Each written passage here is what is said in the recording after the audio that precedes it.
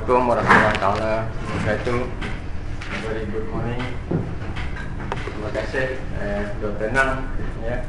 So sebenarnya saya tak ada pengalaman banyak sangat macam Dr. Nang, Prof Tajuddin ya. So kehidupan mereka dah mengkaji pasal masjid ya. So I'm talking about the traditional mosque of Malay world ya. But in this presentation I'm more concentrated on the comparative study between Masjid Kampung Laut and Masjid Agung Demak. Two are the most, the oldest mosque. Masjid Kampung Laut is the oldest mosque in Malaysia, in the Malay Peninsula. The Masjid Agung Demak, the oldest mosque in, one of the oldest mosques in Indonesia, in Java. Yeah, okay. So saya mengkaji masjid ni lebih kurang about lebih kurang 10 tahun lah kot ya. Tak ada lama sangat. 7 tahun secara formal mengkaji pasal masjid. 2 tahun menggunakan grant FRGS. 2 tahun saya punya master thesis. 3 tahun saya punya PhD thesis. 7 tahun mengkaji masjid secara formal. Ya. So tidak begitu mahir lagi. Lagi banyak yang saya mengkaji, lagi banyak rupanya yang saya tak tahu. Yeah, despite now, when we do learn research more, then the more thing that we don't know.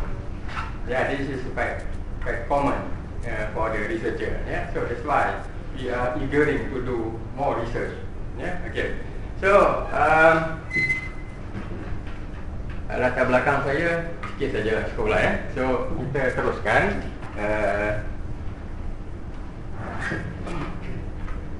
Okay, see antara perbincangan yang I hope by this also you can understand bahasa. Yeah, you learn bahasa already. Okay, if you don't understand, you really don't understand, just raise up your hand. Yeah, I will entertain you, of course. Okay, so antara perbincangan yang akan cuba saya laksanakan pagi ini adalah, of course, amanat sebagai pembuka bicara ataupun durja kata. Ya, tengok orang tu kata durja dia marah kan. Sebab different orang memberikan makna yang berbeza kan. Pada saya tak ada buruknya durja kata ada kan. Tapi sebab di Malaysia ni dah kita interpretkan durja itu sebagai benda yang tak baik ya. So kalau di Indonesia saya rasa biasa je durja kata. Ya. Okay. So of course, sebab kita mengkaji about the Malay world, saya akan bagi pengenalan sedikit mengenai Melayu dan kalau Melayu, supaya kita kenal siapa dia Melayu dan apa dia yang dimasukkan sebagai the Malay world. Yeah. So pengenalan masjid, of course, lagi juga tahu apa itu masjid, tapi yang ini kita discuss sedikit dalam apa dia yang dimasukkan sebagai masjid. Yeah. So sedikit mengenai kemasukan Islam. Kemudian saya akan memfokuskan kepada Masjid Tua Kampung Laut, Masjid Agung Demak. Kemudian persoalan dan perbincangan. Ya, ini agak menarik dan sebenarnya tak ada siapa sebelum ini yang pernah membincangkan cross study about these two mosques. Ya, so bila saya membincangkannya di Makassar, tenang ya. So ramai tertarik. Kemudian alhamdulillah dah masuk dalam jurnal apa ya. So sebab tak pernah ada satu kajian silam di antara Masjid Tua Kampung Laut dan Masjid Agung Demak. Ya. Kemudian saya juga akan cuba ketengahkan apa dia reka bentuk, bagaimana reka bentuk lazim masjid di alam Melayu. Ya, Dr. Tenang kata saya banyak jalan, sebenarnya tak ada juga. Tapi nak kata alam Melayu ni saya rasa saya dah cover. Banyak tempat saya dah cover lah. Ya.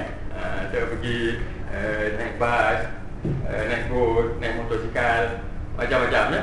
So betul lah Dr. Nak kata saya traveller, memang saya suka berjalan supaya kita boleh melihat sendiri. So kita boleh collect the primary data. Betul? So when we go everywhere, we must collect the data so that we can have our own primary data. So not referring only to the secondary data. So I think every researcher must do that. Get our own primary data. Yeah. Okay, so lepas tu saya akan juga membincangkan asas pemikiran reka bentuk masjid. Yeah. So apa yang orang telah laksanakan di seluruh dunia mengenai reka bentuk dan bentuk kata. Yeah.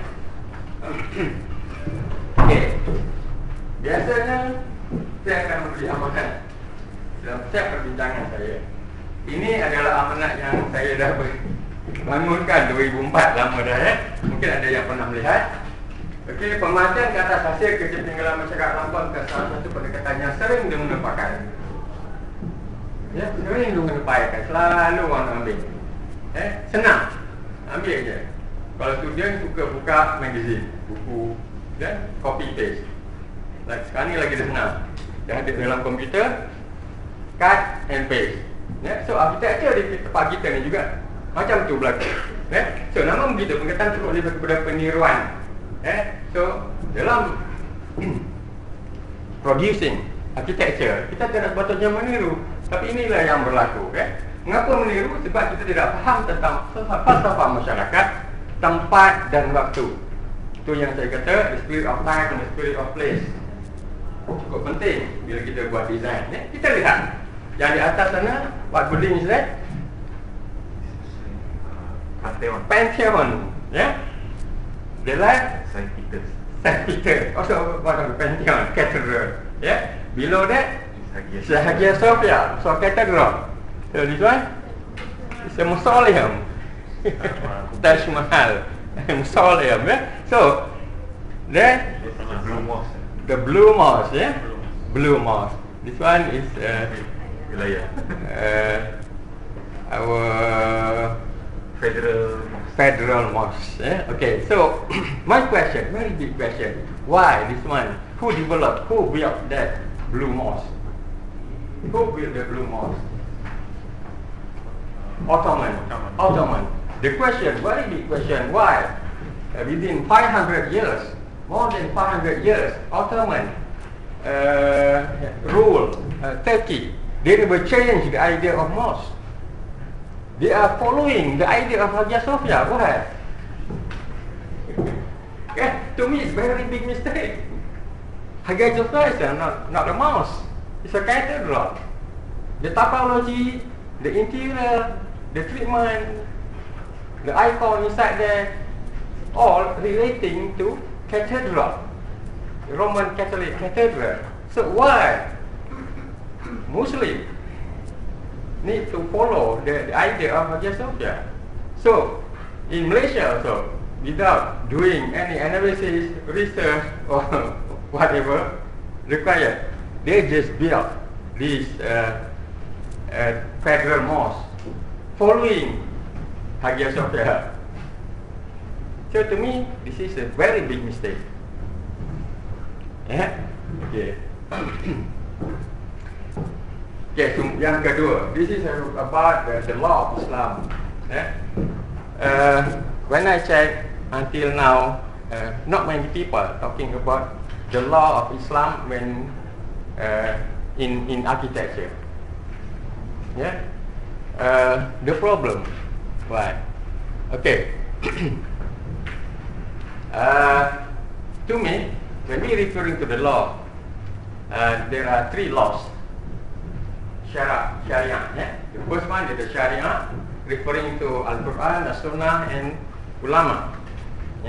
So the second one is hukum adat. Adat apa? Is cultural law, custom law. Custom law. The second one is the custom law, referring to the theory and history, theory and philosophy of architecture, architectural data, requirement of local authority, development procedure, law relating to housing and construction, and also whatever guideline in architecture. So this is we can call it as a custom law.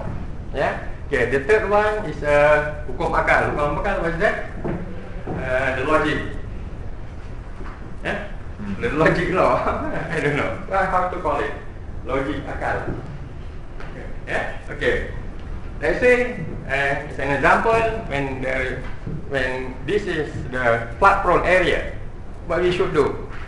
For Malays, they build the house on step. If the place having a lot of rain, so they must have a pitch roof, a deep overhang. This is common law. So for ventilation, to encourage ventilation, we need to provide more opening to the wall, to the floor. Make it building wall, building floor. So these three laws we must consider during the design. Okay. Apa masalahnya kalau kita tidak mengikut hukum? Sekarang ni tenang tak ada ulama yang meletakkan kalau kita buat tangga tak betul riser dia, tak betul track dia, berdosa. Ada ke tak? Tak ada. No, when we are designing stairs, if the riser and the track does not follow, does not confirm the architectural data, so what happen? Kalau kita buat riser, we do riser 200 mm height, what's going to be happen? For you, young guys, it's okay. But for the old people, they might curse. So this is the problem. Kan, kita tak ada hukum dalam seni bina mengatakan wajib, harus, makruh tahrim, haram. Tak ada. Sebenarnya ada. Kan? Sebab kita tidak menggunakan, kalau kita tidak menggunakan akal kita ataupun kita tidak mematuhi hukum adat tadi tu, sebenarnya Allah Ta'ala akan kira kita berdosa. Tapi sampai sekarang ni ulama masih belum ada garis panduan mengenai hukum-hukum tersebut. Okey, umpamanya di dalam Al-Quran ada tak cerita mengenai architecture indirect? Is it any verse in Al-Quran that mentioning about architecture? Can we find? Okay, directly we cannot find it. We can't find it, very difficult. But indirectly, if you refer to surah Al-Hujurat ayat 13, and also Al-Rum ayat berapa? 22. Dia dah tahu lah. Dah jumpa belum? Baca ke belum? So Allah Ta'ala mention about the different culture of the different people. When we've been located at different places in the world, we are developing different kind of culture. So meaning that architecture also should refer to the different culture and different way of life. Then copying or what other than copying, duplicating, copying or it's not forbidden lah. It's forbidden actually. Meniru itu bersalah sebenarnya. Allah Ta'ala dah establish, Allah Ta'ala dah tentukan manusia ni bila diletakkan di tempat-tempat yang lain akan menghasilkan, akan melahirkan budaya dan kehidupan yang berbeza.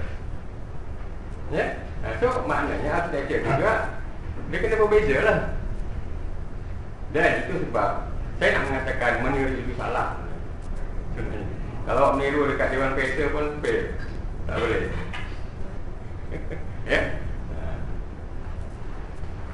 Okay. Ini mungkin sekarang belum ada. Sebab sekarang saya dah refer kepada ulama' banyak. Ramai ulama' yang tak respon. Saya paksa merujuk kepada, ada pakar rujuk saya. Kami pun nak tentukan tu pun kami berdebate. Oh okey, kita tentukan yang ni. Tapi tak establish lagi lah. Okey. Nanti kalau kita kata keluarkan siapa yang design tangga tak betul, hukumnya haram lah. Awak yang buat tu salah, berdosa lah. Kalau buat bilik air guna tiles ni, licin, ada orang jatuh, awak berdosa. Makruh tahrim ataupun haram mungkin akan ada nanti insyaAllah. Itu kajian yang lanjut lah. Tenang So saya nak student PhD yang tu. Okay. Pengenalan about Melayu. We need to know something briefly about Malays. Siapa Melayu? Okay. So Melayu dan alam Melayu. Bagi kita melihat kepada alam Melayu. Adakah manusia yang mendiami alam Melayu ni daripada tempat lain? Tak sebenarnya mengikut kajian yang dibuat, menurut pensejarahan yang ada, orang Melayu asalnya daripada Asia Tenggara ni lah. Asia Tenggara dan Nusantara ni katakan. So ada juga mengatakan Nusantara dan Asia Tenggara itu berbeza. Ya, tak apalah, apa-apa pun. Tapi dia katanya orang Melayu memang asalnya dari sini lah. Dia tak datang di pulau lain. Dia teori Yunan apa semua dah kena dah kena apa? Override ataupun dah superseded. Ya, teori orang kata orang Melayu daripada Yunan tu dah superseded lah sebenarnya. Tak boleh pakai lagi lah. Sebenarnya orang Melayu memang datangnya dari tempat kita. Yang dulu nama dia dekat pentas Sunda tu ya, the Sunda Land. Ataupun dulu orang panggil Lemuria. Ya, Lemuria. Pernah dengar Lemuria? Okey. So kalau kita tengok berdasarkan kepada kajian yang dibuat oleh sebelumnya, berdasarkan kepada sosiolinguistik, geografi, sejarah, antropologi dan sebagainya. Ya. So, maknanya tadi tu yang katanya alam Melayu tadi dah membangun satu tamadun yang cukup besar sebenarnya. Cukup besar ya. Tak mungkin kita berada sekarang ni kalau Datuk Dinik kita baru merdeka, baru nak develop tamadun, baru nak bangunkan tamadun. Kita tengok yang atas tu belah kanan gamelan dengan makanannya. Masya Allah, dekat sini cukup hebat makanan dia kan. Kalau awak pergi ke Europe ke pergi tempat lain, nampak makanan dia. Kan? Pakaian orang Melayu tengok dengan seni mempertahankan diri tersendiri. Mana ada yang sama dengan yang lain? Ya, senjata, keris dia apa semua kan. Orang Jepun dia bangga dia boleh menghasilkan pedang, the sword, by using the 7 types of iron. But keris, Malaysia build Malaysia crafted keris by using 21 type of metals. Ya, gunakan 21 jenis logam. Jepun pun jealous dia. Dahsyat sebenarnya ya. So orang Melayu juga ada meriam, nama dia Lela. Tak tahu mengapa nama dia Lela. So ada yang besar, ada yang kecil. Dahsyat juga. So tamadun yang cukup besar ini kita tak boleh bangunkan begitu saja. Dan kalau kita lihat, adakah orang Melayu membangun tamadun selepas datangnya Islam? Tidak juga sebab jangka masa dia pendek. So orang Melayu sudah membangun tamadunnya sebelum Islam lagi. Sebelum Islam, maknanya sebelum Rasulullah lahir lagi. Jadi orang Melayu mengamalkan agama apa? Adakah agama animisme? Kalau orang Melayu mengamalkan agama animisme, dia macam orang asli. Mana boleh membangun tamadun? Orang Melayu mesti ada agama dia sebelum Islam datang. Ai Ching adalah orang Cina pertama yang cross melakukan belajar ilmu agama dengan orang Melayu. So, mengapa dia tak pergi tempat lain? Dia kena ke alam Melayu, tak belajar. Tapi agama itu kita pun tak tahu. Saya hanya mengandaikan. Sekarang saya belum jumpa lagi. Saya hanya mengandaikan macam sama orang Melayu mengamalkan agama lahirnya. Agama Nabi Ibrahim. Sebab orang Melayu juga adalah anak cucu kepada Nabi Ibrahim. Ya, daripada isteri dia yang ketiga nama dia Keturah. Tapi ini masalahnya tidak dimaklumkan. Ya, okey. Dan ini lagi saya lupa pula pada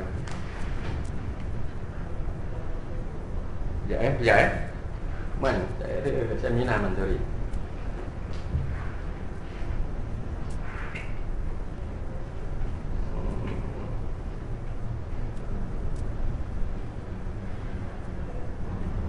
Okey.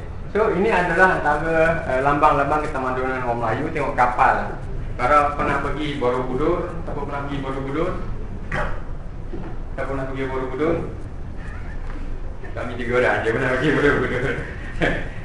Saya lihat relief di Borobudur itu ada gambar kapal yang cukup besar. Sebab orang dia kecil-kecil je dekat situ. Borobudur dibangunkan kurun ke-8. Betul ya? 8 Haji. Tapi dah ada gambar kapal cukup besar.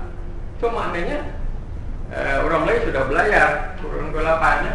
So bila saya mengkaji, orang Melayu sudah belayar seluruh dunia masa di zaman Mesir lagi.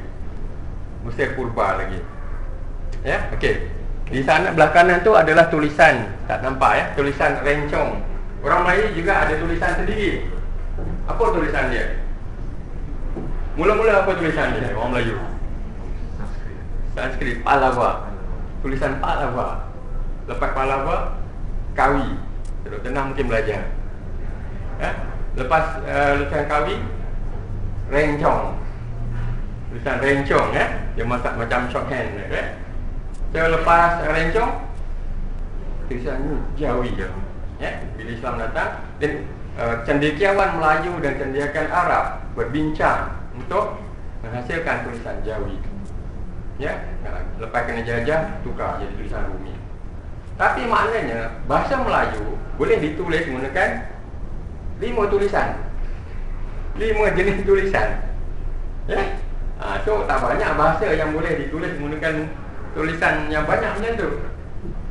Dan bahasa Melayu adalah antara bahasa tertua yang masih diamalkan, masih disebutkan sampai sekarang. Until now, Malay language diperkatakan macam ni,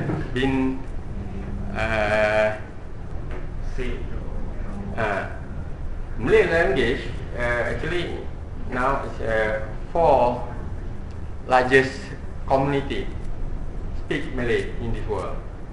About more than 300 million people speak Malay. Now, bahasa Melayu falls under category 4. Tokoh yang pertama tu orang Cina lah, orang Cina ramai. orang Cina lagi ramai kan ya. Orang Melayu ni ada 300 juta dan bercakap Melayu. Okay. So, ini satu lagi kontroversi yang mungkin orang marah saya. Orang Melayu lah yang mengajarkan orang India tulisan Pahlawa. Mungkin orang India marah. Sebab sampai sekarang tak ada bukti. Dalam sejarah kita, Islam kata masuk ke tanah Melayu pun melalui dagang India. Bila saya tengok India tak ada kapal pun, macam mana dia nak macam mana dia nak mengajarkan ilmu Pahlawa ke ilmu Sanskrit kepada orang Melayu kalau dia tak ada kapal? Itu satu persoalan besar. Kita tengok this one according to Pluto, Augustus, Riplongion, Oppenheimer. Okay? So mereka mengatakan tamadun Melayu bermula di Lemuria. Kalau kita tengok yang biru muda tu, the light blues, itu adalah sempadan benua Lemuria dan mungkin bercantum dengan benua Atlantis, the Sunken City. Besar sebenarnya kan? Besar, tamadunnya cukup besar lah, kan? Okey. Masyarakat sekarang memanggil kawasan itu sebagai Sundaland, pentas Sunda. Okey. Saya tak mengeruskan lagi. So sekarang ni tuan-tuannya kita dah tahu apa dia masyarakat dan tamadun Melayu yang kita akan bincangkan. So supaya awak terbuka minda awak, bagaimana mereka dapat menghasilkan seni bina yang hebat itu. Seni bina masjid lah maksudnya. Okey. So dikatakan juga melalui kajian orang Melayu juga yang semasa berlakunya banjir besar selepas glasier cair, salji cair so ramai pergi ke utara dan ke selatan, ke pentas Sahul. Ada yang sampai ke Mesopotamia, ke China dan ke Indus. So kalau ikutkan kata para pengkaji, orang Melayu juga yang menggerak ke tamadunan Mesopotamia, Indus dan China. Ini melalui kajian. Itu sebab ada bahasa-bahasa Melayu yang digunakan oleh even though in Persia, Medan, they also talk Medan, same, then what else? Markas Mahalik, same, so orang Parsi tak pernah mengajar orang Melayu sebenarnya. Dia dah datang pun, you never came to the Malay world before, so ini adalah bukti mengapa sebenarnya kita lah yang menyebarkan bahasa-bahasa tu memang ada di sana. Sebab masalah kita, sejarah kita dia dah ditulis terbalik. Sekali kita kena keluarkan balik. Okey. Masjid So kita baru masuk ke masjid. Sebab tu saya laju je lah. Sebab tu awak tahu lah. Okey, masjid dikatakan sebagai tempat sujud, tak solat. So hadis Nabi sallallahu alaihi wasallam menyifatkan seluruh bumi sebagai masjid. Itu sebab kita boleh sembahyang. We can perform solat everywhere because Allah Ta'ala has already established the whole world as a mosque except toilet and graveyard. Graveyard, ya, grave, ya. Okay, so kita tengok ya. So this one you can read Abu Dhar reported. Then kita tengok itu di yang atas tu berlaku di mana tu? Kota Baru, selalu tak payah. Daripada Kelantan memang orang di Kelantan selalu solat hajat ramai-ramai. So ini adalah kumpulan kriket daripada Pakistan. Dia sempat solat. Masuk waktu solat lawan balik kan. Nah, itu dia punya rasanya antara kumpulan terkuat Pakistan kan. So ada masa waktu dia solat kan. Sama-sama ada duduk kan. So ini masa dia orang camping kalau saya solat kan. Okey, so maknanya bila kita faham seluruh dunia ini, muka bumi ini adalah masjid, so kita boleh sembahyang kat mana-mana. Kan? Boleh iktikaf kan? Seluruh dunia. Kat mana-mana iktikaf. Rasulullah suruh kita solat dulu sebelum kita duduk kat masjid kan? So kalau ini sebagai masjid, awak sebelum duduk tadi awak solat dulu. Saya pernah tanya mufti mana-mana kata tak boleh lah. So ini kontroversi lagi. Saya suka bangkitkan kontroversi, ramai juga orang yang marah kat saya. Okay. So ini adalah jawatan kuasa perunding hukum syarah fatwa Negeri Selangor ya. Sebab ada persoalan sama ada kita perlu tak sembahyang iktikaf ya di surau yang tidak dibuat sembahyang Jumaat. Umpamanya ada surau kat kampung tu lah ya, surau kampung itu kat Pahang saya. So kat bawah ni surau dekat RNR. Dua-dua surau ni dia tak dibuat sembahyang Jumaat. Ya, tapi perlukah kita beriktikaf kat dalam tu? Kan? So fatwa meletakkan kita perlu juga sebelum duduk kita solat iktikaf. Solat 2 rakaat lah. Solat 2 rakaat sebelum duduk. So sebenarnya itu akan menjawab persoalan saya. Perlu tak kita solat 2 rakaat sebelum kita duduk dekat sini? Ya, sebab ini majlis ilmu kan. Ini majlis ilmu. Setiap majlis ilmu juga adalah consider ibadah. Ada kelas. Ya. Okay. We can give a recorded by. Yeah. Okay. You can have the copy also. Thank you. Yeah, it's okay. Thank you. Yeah. Okay. Thank you for coming. Yeah. I hope Badia you no problem staying here. Okay. So itu adalah masjid di Pakistan ataupun India lah, Northern India. Madagascar. So ini masjid ini digunakan untuk sembahyang Jumaat sahaja. Masjid ini digunakan untuk sembahyang untuk solat Jumaat sahaja. Kan? Jadi macam mana? Iktikaf jugalah. Kan?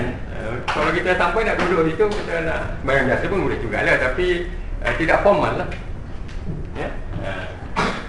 Okey. Ulama juga meletakkan fatwa untuk kita beriktikaf di luar-luar. Umpamanya ni masjid besar di Semarang ni, besar betul masjid ni ya. So saya pernah tanya, Ustaz, macam mana kalau kita duduk di koridor, duduk koridor di tepi-tepi tiang yang kat luar tu, dekat apron ke apa semua. So selagi dia masih intact dengan bangunan tu, katanya kita kena solat juga. Kan? Pada saya di apron di luar ni apa bezanya dengan ada di padang luar lagi tu? Sama je. Kan? So kalau melempah tu kita pergi solat jugalah. Okey.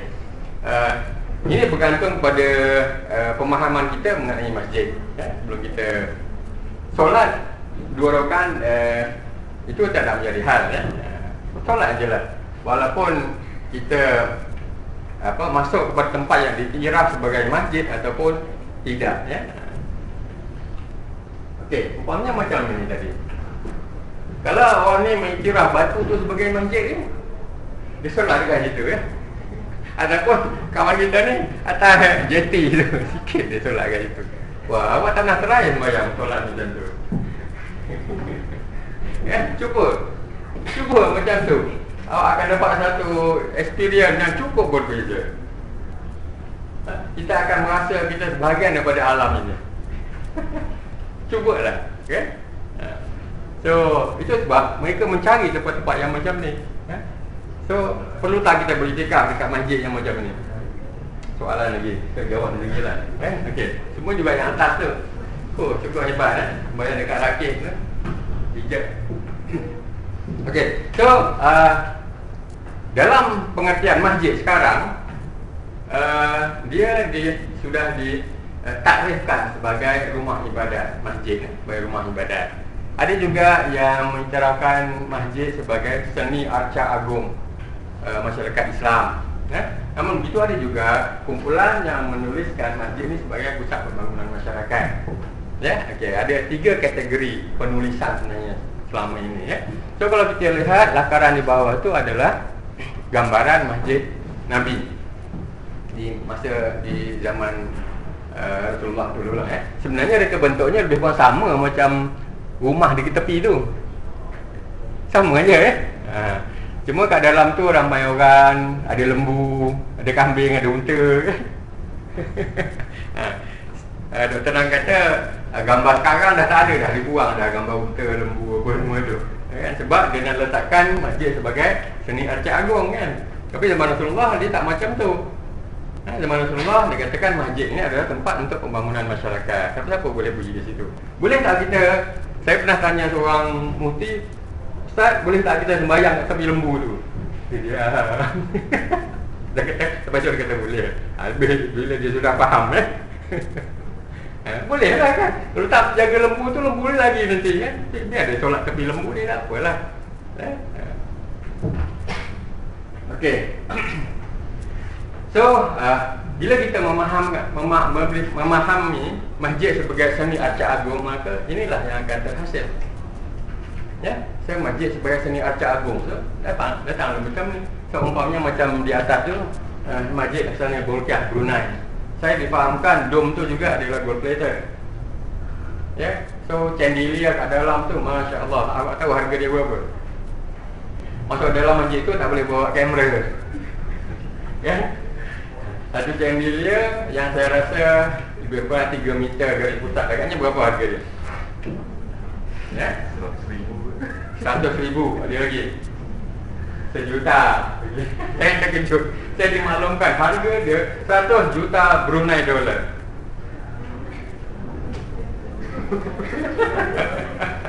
Satu chandelier dapat 100 masjid. Wah, kata, wah dahsyatnya kata. Sebab masjid sudah diandaikan sebagai seni arca agung. Ya, pokoknya termasuklah masjid yang ada dekat depan kita tu. Ya. Okey. Kalau kita lihat masjid sebagai rumah ibadat. Kalau kita mengandaikan masjid sebagai rumah ibadat, maka inilah jadi dia. Kan kalau sebelah saja tu agak jauh pun. Kuih Hindu kat KL ya. So kita buat masjid pun satu dom besar, 2 dom kecil sama ya. Kan kalau kita nak meletakkan masjid sebagai rumah ibadat, sama juga yang masjid di mana ni? Natau Panjang. Siapa daripada Kelantan? Dari Kelantan yang pernah pergi masjid ni. Tak pernah pergi ya. So nak bawa masjid, nampak macam tokong. Sebab kata apa? Salahnya masjid sebagai rumah ibadat. Ini rumah ibadat juga. Ya. Tapi persoalan dia kita bincangkanlah, boleh ke tak kita buat macam tu? Kan? Sebab kalau kita meletakkan masjid sebagai sama dengan rumah ibadat yang lain, jadilah macam ni ya. Okay. So, tentang kemasukan Islam ke alam Melayu, ada ahli sejarah yang mengatakan Islam masuk melalui China dan ada yang mengatakan masuk melalui India. Tapi ada juga yang mengatakan bahawa Islam masuk terus daripada Arab. Mungkin benda ini berlaku juga. Tapi melalui kajian saya, Islam banyak sebenarnya masuk terus daripada Arab melalui Orang Melayu adalah seafarers, ya. Dia ada kapal besar-besar, dan ulama-ulama Arab tu tak mustahil dia akan menumpangkan kapal, ya. Okey. Kalau dari China, Sa'ad Abi Waqqas dia ikut jalan darat pergi ke China, kan? Dan bergantung kalau Islam ada di China, dia turun pula, kan? Begitu juga yang ada di India, ya? So ini adalah masjid yang ada di India Selatan. Ini adalah gambaran masjid yang ada di Peking, ya, dulu. Sebab saya nak buka minda awak, supaya awak tahu macam mana sebenarnya gaya seni bina masjid-masjid warisan yang ada di India dan China, ya. So sebenarnya awak nampak maknanya dia lebih mirip kepada seni bina tempatan dia lah, ya. The spirit of place yang saya pernah cakap, ya. Tapi hari itu ada beberapa orang je kat tenang dengan dia lakukan. Ya, so ini mengamalkan the spirit of place, ya. Okey. Kita tengok, tapi namun kurun daripada kurun ke-11 ke kurun ke-16, Islam dah semakin kuat, ya. Bila Islam dah semakin kuat, raja-rajanya sudah Islam, maka banyaklah masjid-masjid besar yang dibangunkan. Umpamanya yang di atas tu di Yogyakarta, ya. Masjid Agung Yogyakarta, ya. So yang ini Masjid Jami' Sultanan Kutai di Tenggarong, Kalimantan, dekat Samarinda, ya. So bila dia ada istananya sudah dibakar oleh Belanda, jadi masjidnya ada lagi lah, besar juga masjid itu. Jadi kalau kita nak lihat ketamadunan Melayu di situ, dia masjid lah, sebab istana dah kena bakar, kan. So Belanda kalau boleh dia nak hapuskan, penjajah ni macam tu lah, dia nak hapuskan bukti ketamadunan orang Islam ni lah, ya. So sebelah kanan tu, itu adalah ada tulisannya, ada sebenarnya kutub tu. Itu adalah masjid kerajaan Banjarmasin. Di mana Banjarmasin? Kalimantan Selatan. Nah, so istananya sudah kena bakar, tinggal masjid dia. So mana kita masih boleh melihat lah masjid yang ada di sana. Ini ada ketamadunan orang Melayu di sana lah, ya. Okey. Kalau kita lihat, saya sempat mencari-cari masjid tua Brunei. Di Brunei dulu sebelum yang nampak dom tu, masjidnya macam tu juga, gunakan bunga meru, ya. Masjid tua di Filipina juga macam tu, bunganya bunga meru. Ini adalah di mana Dr. Nani? Ternate di Maluku, ya. So yang ini Kalimantan juga, Kesultanan Sambas, ya. So memang takologi dia macam ini, ya? Jenis dia macam inilah, gunakan banyakkannya bumbung meru, ya? Okey, so kita pergi kepada agak tulisan saya yang lebih fokus, penerangan saya hari ini, iaitu Masjid Tua Kampung Laut dan Masjid Agung Demak. Okey, so Masjid Kampung Laut adalah masjid yang tertua di Malaysia ni lah, di tanah Melayu ni, ya. So Masjid Demak adalah antara yang tertua. Di Jawa tu banyak masjid tua sebenarnya, ya. Banyak masjid tua, kan. Tapi Masjid Demak ni adalah masjid yang agak yang tertua lah, antara yang tertua, ya. So yang original dah tak ada, dah tenang, ya. Yang ada sekarang, siapa yang pernah pergi Demak tu dah 20 kali di renovation. Yang asalnya tengok kat mana, elemen-elemen masih lihatlah kayu bin dia kat dalam museum, ya. Dia tetapi tersusun itu sajalah, ya. Tapi kita masih boleh melihat, nak buat carbon dating apa semua masih boleh lah, ya. Okey, so di Champa juga ini adalah masjid tua di Champa. Saya rasa dah tak ada dah. Kalau kita lihat macam ni keadaannya dah tak ada lah. Zaman Pol Pot katanya semua dibuang, ya. So kalau kita lihat typologi ni adalah hampir sama, ya. Daripada tadi lagi typologi masjid ni adalah hampir sama. Okey. So kenapa agaknya saya mengkaji Masjid Kampung Laut? Sebab memang ada teori-teori yang mengatakan typologi masjid ini adalah diasaskan daripada kuil-kuil Hindu di Bali, Wantilan ni tempat apa? Tempat sabung ayam. Tempat sabung ayam. So saya terus mengkaji bagaimana sebenarnya orang Melayu dapat nasib. Ada juga katanya orang Melayu dah buat masjid nampak macam pagoda. Ya, sebenarnya masjid di China tadi memang nampaknya macam pagoda, tapi sebenarnya dia punya space planning apa semua tak ada macam tu kan. Pagoda ni ada tempat untuk menyimpan apa guna pagoda? Pagoda tu untuk apa? Saya tak tahu. Dia apa fungsi sebenarnya? Temple. Adakah tempat untuk menyimpan abu jenazah ke apa? Ya. Betul ya? So sacred place jugalah ya? Sacred place. Betul lah dia sacred place. Tapi pagoda ni ada yang 4 segi, ada yang 5 segi, ada 6 segi, ada 8 segi. Biasanya 4 atau 5. Okey, mengapa ada banyak segi? Biasanya sebenarnya different dynasty dia membangunkan different form. Dia tak nak sama dengan dinasti yang lain. Kan? Kalau saya tak ingat dinasti apa, tapi sebenarnya different form menggambarkan different dynasty. Kan? Dia tak pernah sama dengan orang lain. Itu yang banyak kan. Dia sebenarnya tak jadi biasa tu. Ya. So different form, different dynasty.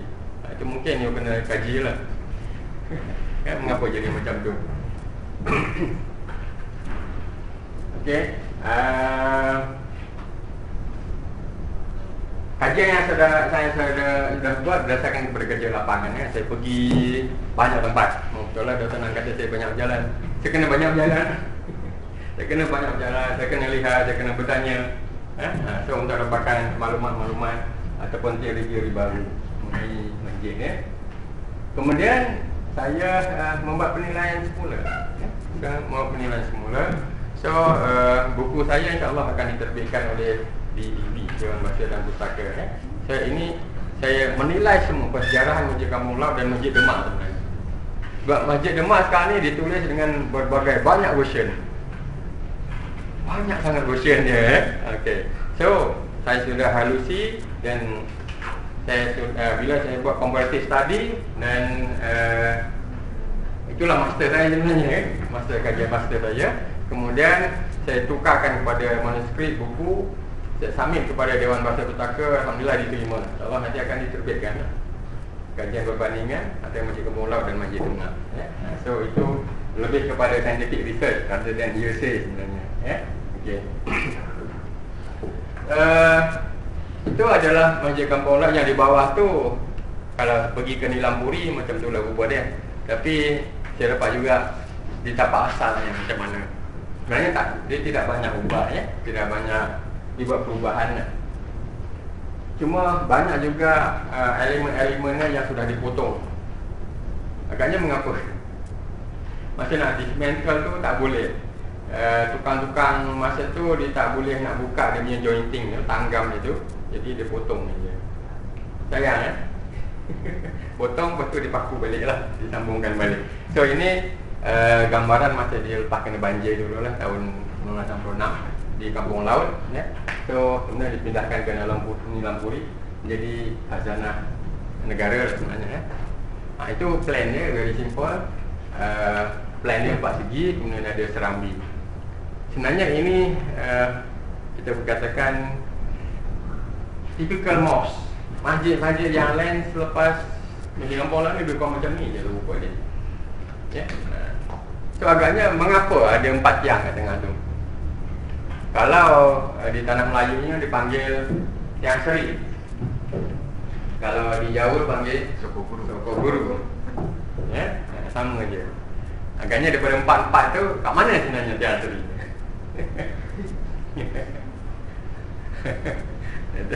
Takkan semuanya seri kan, ada satu je baru dia kata seri kan. Agaknya mana? Melalui pengkajian saya lah. Tapi mungkin ada yang berbeza-beza. Bila kita masuk daripada belakang tu, sebelah kanan, itulah yang seri tu.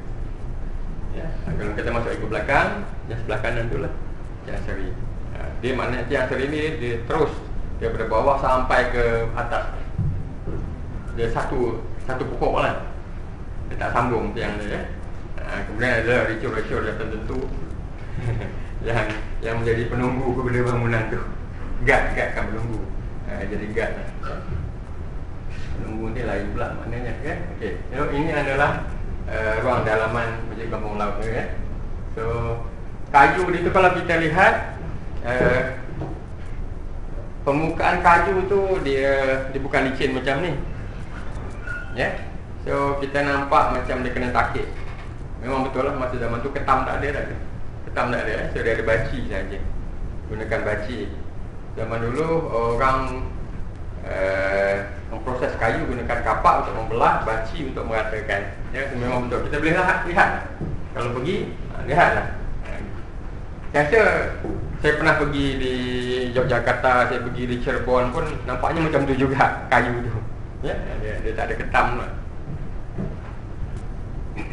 Okey, ini adalah Masjid Agung Demak yang ada sekarang setelah di renovate banyak 20 kali.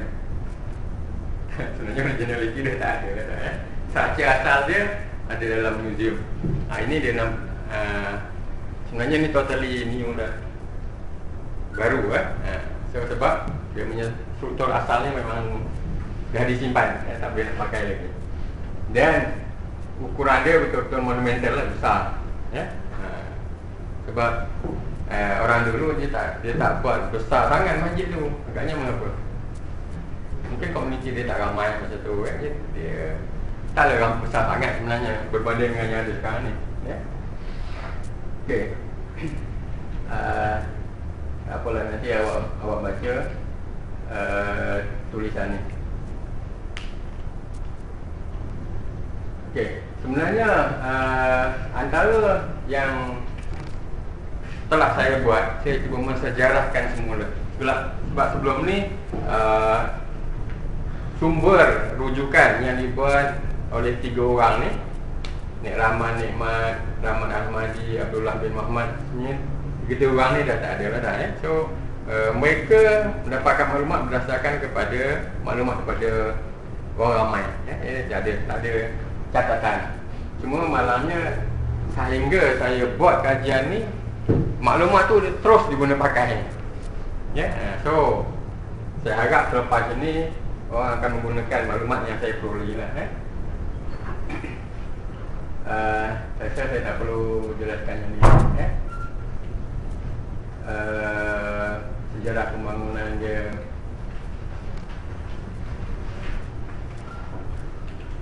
awak baca lah nanti. Okey. So plan Purwarupa. Apa dia? Purwarupa tu apa? Typical plan ni. Typical Okey. Sebab dulu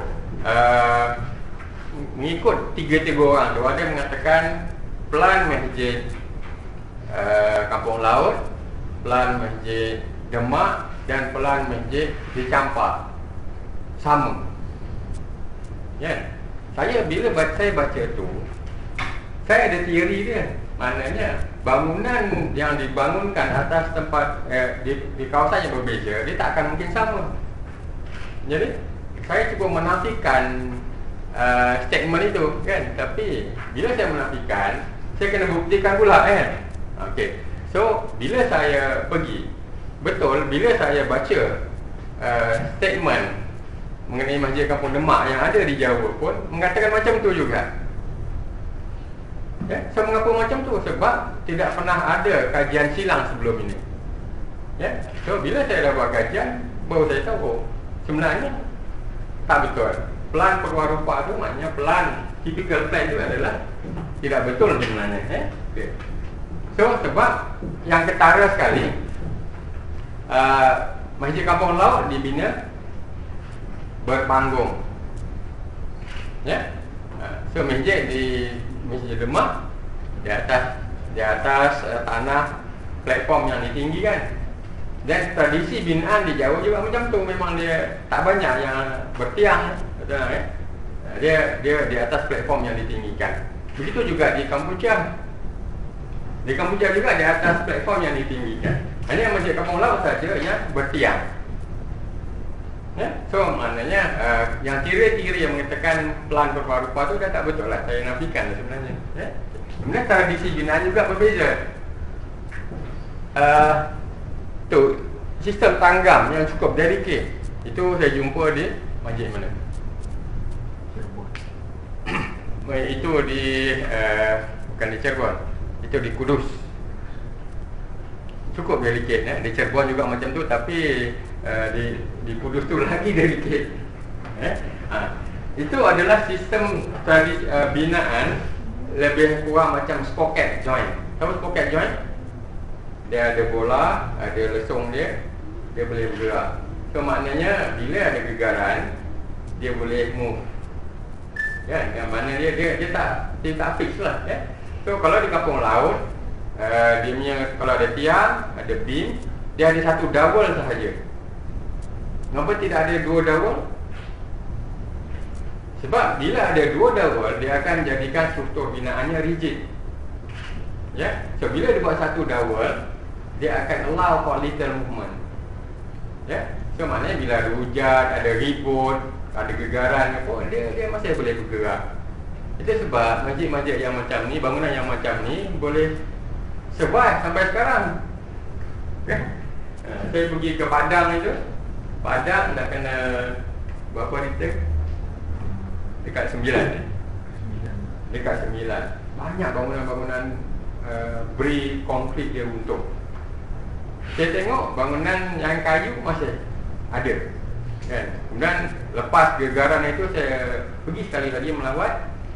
Kemudian banyak masyarakat di situ membina pondok, kios di hadapan rumah mereka gunakan bulu, kayu dan bulu. Agaknya mengapa? Ya, saya kalau ada gegaran lagi selamat duduk dekat bangunan itu, dekat kios yang berkayu dan bulu daripada duduk dalam rumah batu dia. Ya, ini berlaku. Ya. So proven ya, maknanya tradisi binaan yang dibangunkan oleh Datuk Nenek kita dulu memang boleh sustain against any disaster. Ya. Okey, itu plan lantai. Okey, satu lagi plan lantai saya discover. Cuma kat sini saya tak dapat tunjukkan bagaimana agaknya orang Melayu dapat idea plan 4 segi tu. Macam mana agaknya dapat idea plan 4 segi? Betul ada 4 tiang.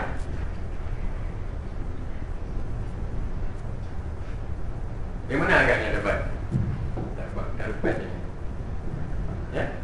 Okey. So, melalui kajian saya, Islam masuk secara terancang di kurun ke-16, 15 ke-16. Ya. So masa tu zaman Osmaniyah di Turki adalah zaman Osmaniyah. Ya. So kalau kita tengok masjid di zaman Osmaniyah, memang macam itulah, dia ada 4 plan dia 4 segi yang berbeza dengan plan masa hypostyle yang ada di masa zaman Rasul ya.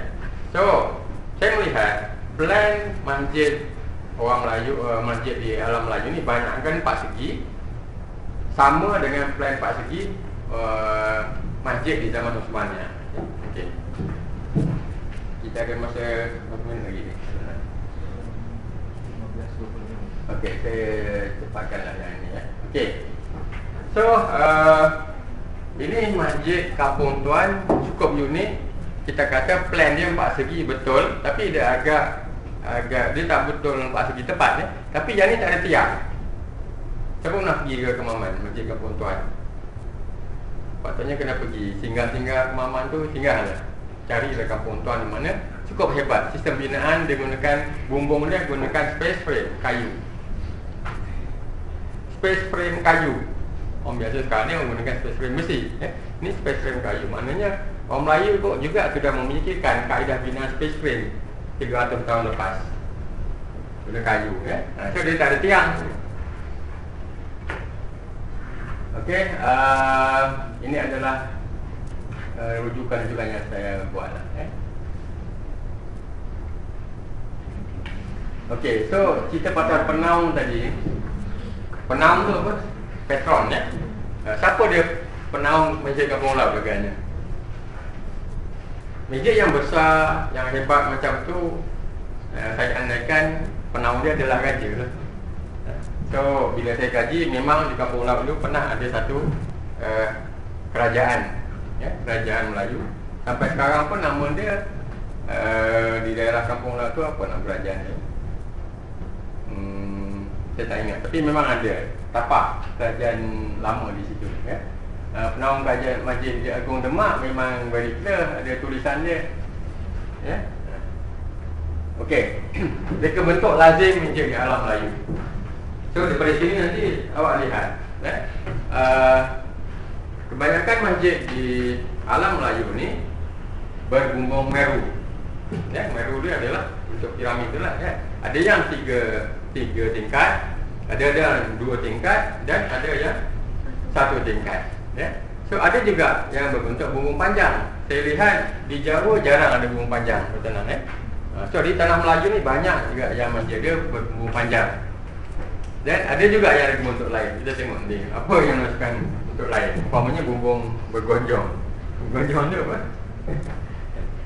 Melentik tu lah, di Minangkabau. Okey, so ini adalah bentuk bumbung meru. Meru ni bentuk piramid lah, Okey. So ini di Magelang, ini di Palembang, yang ni Magelang juga, So meru dia memang meru, tapi dia punya perwatakan dia agak berbeza-beza. Agaknya mengapa dia berbeza-beza? Meru juga, tapi ada recon dia, dia punya pitch dia berbeza-beza. Agaknya mengapa? Mungkin tukang yang buat mungkin ada spesifik skill. So sebenarnya itu lebih kepada perwatakan daerah itu. Dia punya pitch tu kan berbeza-beza, Umpamanya macam dah pitch, kemudian dia punya apa, cantilever dia tu, overhang dia tu, dia different angle pula tiba-tiba, So ada Kampung Laut tadi dia terus saja, dia different angle bila dia dekat split, So ini tak apa, sebab ini memperkayakan nilai warisan tadi tu, So kita lihat perbezaan yang ada di situ lah secara detail saja, Okey. Kalau di tanah Melayu umpamanya macam di Temerloh tu, dia, kita tengok tadi, dia lebih kurang 30 darjah saja kebanyakannya kalau di tanah Melayu ni, mungkin kita tak ada kita ada hujan sahaja, kita tak ada macam di Kalimantan tu mungkin hujan dia lebat. Mungkin betul pun, di Kalimantan ni sebenarnya walaupun kita tengok banyak hutan, 50% daripada kawasan dia bila hujan ditenggelami air, So memang kebanyakannya pitch dia tinggi-tinggi di Kalimantan, So ini adalah Masjid Agung di Cirebon, masih kekal sampai sekarang, Ini masih original lagi di Cirebon, So kalau ada masa, bawa dari orang bertenang, lihat. So mengapa masih ada lagi tradisi binaan dia yang sustainkan the structure, masih ada sampai sekarang, So cukup penting di warisan binaan dia. Okey, kalau kita lihat kebanyakan masjid di tanah Melayu ni dia berpanggung, iaitu Masjid Tua di Negeri Sembilan. Ini tadi Masjid Tok Tuan Kemaman tadilah, So itu kalau di Jambi Sumatera dia juga on platform, So yang membezakan masjid di tanah Melayu dan sebenarnya di Sumatera pun on platform, on step, So kalau melalui pengamatan saya di Jawa, di Kalimantan, kebanyakannya on platform. Okey, kita tengok yang bumbung panjang pula, Masjid Tua Kota Baru, So dia on stage juga tapi pendek sajalah, stage dia sikit ya. Sekarang dah tak ada dah masjid tu. Saya pun dah kebetulan saya dapat pula gambar tu ya. So Masjid Tua Langgar saya sempat lihat sebelum dia renovate. Juga on stage lebih rendah. Yang sebelah bawah tu adalah Masjid di Naratiwat. Masih kekal macam tu. Lama dah ya. Saya ingat dah 300-400 tahun umur dia. Masih dikekalkan lagi. Tak ada renovation apa-apa pun. Yang sebelah atas tu di Kedai Mulong, saya tak pasti sama ada dia dibangunkan memang untuk masjid ataupun orang hadiahkan daripada rumah dia, dihadiahkan jadi masjid. Saya lebih kepada itu sebab dia punya bentuk tu macam rumah ya. Okey, ini yang kita kata reka bentuk lain. Umpamanya yang ini baru dia renovate Masjid Al-Wahidiyah di Padang Rengat, Kuala Kangsar. Ada siapa dari Kuala Kangsar? Awak dari mana? Kuala Kangsar. Pernah pergi Padang Rengat? Boleh tengok masjid tu. Ya, okey. So masjid tu dindingnya buluh kelarai. Ini tak cantik. Kalau awak tengok gambar dalam ni nampak clear, ni tak clear ya. Okey. So ini Masjid Limau Kaum di Sumatera Barat. Yang sana tu Masjid Lubuk Bau. Itu yang saya kata tadi. Dia gunakan bumbung bergonjong tadi ya. So ini adalah different karakter tapi orang masih acknowledge sebagai masjid. Ya. So agaknya apa karakter dia yang boleh membuatkan orang kenal ini bangunan ni sebagai masjid? Adakah dia sama dengan rumah? Sama tak dengan rumah? Symmetrical. Ya? Symmetrical. Ya, symmetrical. Dia tak sama dengan rumah lah. Rumah dia dalam bentuk modul kan. Jadi kalau kita lalu jalan ke, naik basikal ke, naik kereta kan, so kita tengok dia memang berbeza dari rumah. Ini mesti bangunan dia, bangunan lain lah. Dia kalau satu kampung tu bangunan lain, sama ada gunaan masjid ataupun dewan orang ramai ke ataupun bangunan pabrik yang lain. Macam tu je ya. So orang macam kenal ini sebagai masjid. Okey. So asas pemikiran kebentuk masjid ini kita pergi kepada the development idea of mosque di alam Melayu di okey, kalau kita lihat batu tu menhir itu kat mana tu? Itu masih ada tu ya. Kat mana kat sini? Dekat Negeri Sembilan. Ya, maknanya ini kumpulan-kumpulan ritual yang apa? Yang animisme masih ada tu. Kemudian yang bawah tu di mana agaknya? Ini bangunan yang berkaitan dengan ritual lah. So Lembah Bujang. Okey. Saya tak pasti itu kepercayaan apa, tapi katanya Buddhism, ya. Okey. So dekat sini juga dijumpai banyak relief artifak-artifak yang gunakan tulisan Palava. Okay, Lembah Bujang bila dia dibangunkan?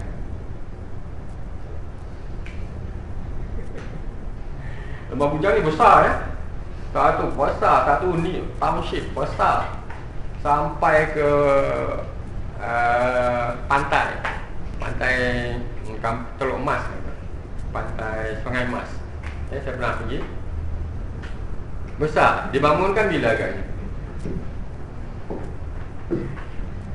200 tahun sebelum Masehi. Sama zaman Rom. Sama dengan zaman Rom. Ya? Lembah Bujang tu. Tak perlu pergi lah tengok. Ya? Kat situ banyak tulisan Palava. So, orang daripada India, kerajaan India pernah claim dia pernah conquer tanah Melayu. Tapi orang tanya dia apa bukti dia kan? Dia kata itu tulisan Palava. Orang panggil pakar daripada India membaca relief tulisan yang ada dekat Lembah Bujang. Apa bunyi dia? Orang yang membaca tu dia boleh pronouncekan tapi dia tak faham maknanya. Orang yang mendengar suka senyum sebab orang yang mendengar faham bunyi dia bunyi Melayu kan. Sebab tulisan Pahlawa tapi bunyi dia Melayu. Kan? Jadi dia pun balik gitu je lah, dia tak boleh claim lagi lah. Maknanya India pernah conquer tanah Melayu. So itu saya kata sebab tulisan Pahlawa pun saya rasa masih diajarkan di jauh. Ada kan? Ada kan?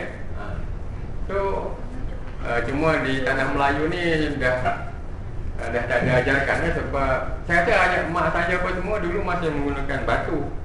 Bila pergi sekolah dia pakai batu kan? Batu tulis kan? Tapi sebabkan kita punya perception dah dirosakkan oleh British kan, jadi kita tak teruskan yang tu kan. Tamadun Minda habislah dihilangkan oleh British kan. Sedangkan Stamford Raffles dia membawa ada seorang researcher, dia respon kepada saya dengan Facebook, kat mana dia nak baca maklumat mengenai Melayu. Saya kata pergilah ke Rusia, Jerman, Netherlands, Belanda, pergi ke UK dan US kalau nak cari ajaran Melayu. Sebab Stamford Raffles dia sudah membawa manuskrip Melayu banyak 4 buah kapal. Stamford Raffles memuatkan 4 buah kapal untuk memasukkan 4 manuskrip Melayu ni. Agaknya 4 buah kapal ni berapa library. So sampai sekarang siapa-siapa postgraduate student Melayu yang nak mengkaji Melayu, memang mereka keluar ke Leiden, ke Jerman pun ada. In fact, secara daripada Atma memang mengajar dijemput untuk mengajar di universiti Rusia, Jerman mengenai peradaban Melayu ya. Mereka nak tahu lagi. Agaknya mengapa mereka nak tahu? Agaknya mengapa di Rusia, Jerman, Netherlands, UK, US ada institut pengajian Melayu. Agaknya mengapa? Sebab dia nak tahu pasal Melayu kan. Sebab dia tahu Melayu adalah antara tamadun terawal dunia. Ingat tadi Lemuria, mungkin Atlantis juga berjiran dengan Lemuria. Sebab dia nak tahu kan. So kebanyakan masa Perang Dunia Kedua, banyak khazanah daripada UK dipindahkan ke US. Agaknya mengapa? Sebab takut Jerman attack London, UK, England. Jadi dia banyak dia selamatkan, rescue khazanah ni pergi ke US. So sepatutnya khazanah kita terpelihara jugalah. So pergilah keluar untuk terus mengkaji. Okey. So kita lihat bila Islam datang, Masjid Tua Kampung Laut, rumah ibadat juga ya. Kemudian bila sudah merdeka, Tunku Abdul Rahman membangunkan masjid. Tak nampak itu ya, Masjid Negara tahu lah kan. So kita lihat dia punya topologi dia kan. Kemudian selain Masjid Negara, masa kita baru merdeka dulu, Tunku Abdul Rahman membangunkan masjid mana ni? Seremban. Masjid Seremban ya, Negeri Sembilan kan? So ini era moden ni. Macam tu kita tengok perkembangan dia. Mana ada dom. Ya? Okey. So dalam urusan pembangunan, masalah kita sekarang ni, pemikiran kita terlalu dikongkong oleh form, bentuk. Ya? So kalau kita boleh keluar daripada kepompong mengenai bentuk masjid, kita mungkin mampu untuk menghasilkan masjid yang macam ni. Agaknya ni masjid kat mana ni? Ni masjid ni dekat France ya, yang dikebentuk oleh Zaha Hadid kan? Sebab Zaha Hadid dari mana? Iraq ya. Dia tidak melihat topologi masjid, dia melihat pada perancangan masjid. Dia tanya topologi bentuk dia kan be whatever, asalkan dia jangan sama dengan bangunan-bangunan lain. Ya. So orang tengok masjid tak apa lah kan? Dan ada menara dia, ada space dia sesuai untuk gunaan solat. Ya. So Zaha Hadid memang dia dah keluar daripada otak pemikirannya ada. Dia keluar kan. Tapi di Malaysia ni susah kan. Bila saya membentangkan saya punya thesis, saya punya paper pasal masjid, ramai yang masih argue lagi, susah saya. Ya. Okey. Kita boleh menggunakan pendekatan apa approach yang kita boleh pakai bila awak nak design. Umpamanya kita gunakan modernistic expressionism ataupun ultra modernism, ya. Boleh, ya, kalau kita gunakan approach ini. Ini dah tenang dah ajar teori seni bina, gunakan. Apa dia nak gunakan? Umpamanya masjid negara dan masjid yang apa di bawah tu, ya. Gunakan pendekatan moden, ya. Yang kita boleh namakan dia modernistic expressionism ataupun ultra modernism. Ataupun kita menggunakan pendekatan critical regionalism ataupun regionalistic expressionism. Macam yang ada di bawah tu. Bawah tu masjid Pakistan. Pakistan dulu dia pernah dijajah oleh Mogul, ya. Di peringkat awal Mogul dulu betul lah dia nak buat bukan masjid aja yang satu dom besar, dua dom kecil ni, musoleum macam tu, istana pun macam tu. Bila dia datang ke tanah Melayu masa zaman British dulu, ya, masjid yang dibangun oleh British. Apa dia masjid apa? Yang oleh British, arkitek daripada England. Masjid Abu Bakar. Okey, Masjid Abu Bakar, masjid di Muar, ya, masjid di Kota Baru. Ini masjid mana, ya? Masjid tu tak ada dom. Sebab kepada arkitek England masa tu, bangunan yang ada dom adalah katedral. Kurun ke-19, akhir kurun ke-18 dan awal kurun ke-19. Katedral di Europe memang design dia ada dom. Ya, sebab dom sebagai to symbolize kingdom of God, kepercayaan dia, ya. Okey.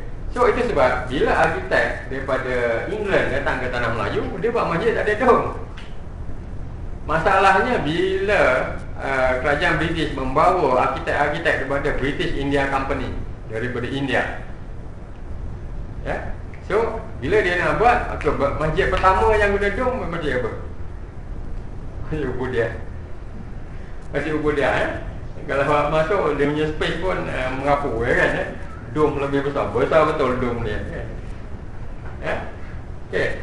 So arkitek daripada British India tu bukan masjid je yang diguna dom. Buat stesen kereta api pun ada dom, buat pejabat pun ada dom, balai polis pun ada dom. Sebab bangunan dia semua ada dom. Ya. So kita je yang salah interpret masjid nak kena ada dom, kan. Oh, arkitek daripada India tu semua bangunan dia buat ada dom. Dia bawa idea Mogul, kita silap, ya. Okey, kita lihat. Kita juga boleh menggunakan pendekatan lestari, yang kali dikatakan apa? Green architecture, kan? Boleh, kan? So kalau kita tengok orang sembahyang dekat tu, memang betul-betul cukup relax, green je, kan? So di RNR, ya, rehat dan rawat. Kebanyakan sekarang surau-surau dia dah menjurus ke arah tu dah. Selesa, ya, lebih selesa saya rasa. So yang bawah tu adalah surau di Karyanika, ya, yang di bawah Karyanika. Saya rasa cukup selesa. Kipas pun tak pasang pun, ni orang tengok tu, ya. Kipas tu tak pasang pun sebab ventilation dia cukup cantik, ya. So dekat ni RNR juga. Biasanya ventilation dia cukup cantik kat sini. Malam memang tak pasang kipas, orang marah sebab sejuk. Jadi ya. Okey. Tengok apa tadi, berapa pendekatan kita boleh pakai? Modernistic expressionism, regionalism dan the green lestari. Kita boleh gunakan that approach. Okey. Ini approach. Ini masjid dah pergilah, kan? Atas tu. Ya. So agaknya first time awak tengok, awak nampak macam apa? Sekilas. Agaknya apa? Tapi ada satu menarik kat situ, kan? Tapi mula-mula memang betul lah bangunan apa ni, kan? Tapi orang, bila orang dah acknowledge dia sebagai masjid, jadi orang tak kisah lah, kan? Tengok space dalam ni, cukup interesting, ya? Space kat dalam ni.